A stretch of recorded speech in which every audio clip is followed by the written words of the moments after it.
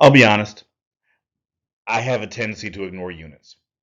I don't know if this is a mathematician thing or maybe it's just a laziness thing, but when I look at a formula, the only thing that really matters is that the units are consistent.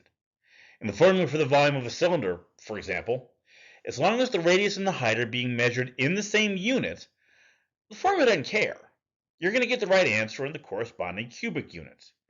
Now, with that said, and while I think my mathematical perspective has merit, mostly because it puts the focus on the formula, there are situations where the units do matter. All right, so now that I've said that, there is one kind of question that I really hate and that I really want to encourage teachers to avoid.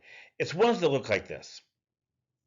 You can't just stick the numbers into the formula because the radius and the height are in different units. But there's no practical reason why they're in different units.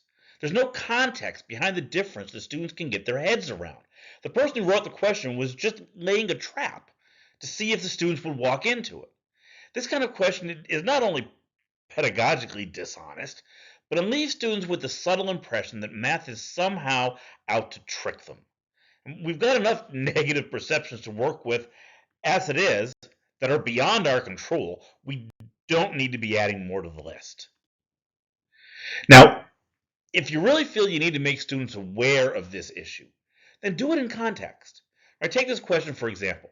In a real world contracting situation, it's reasonable to see the larger dimensions of the driveway given in feet, but the much smaller thickness given in inches.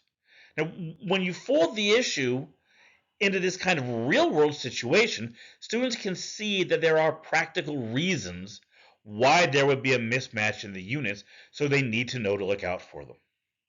All right, so if you like this video, please take a second to click on that like button below. And if you'd like to see more like it, there's a subscribe button down there as well.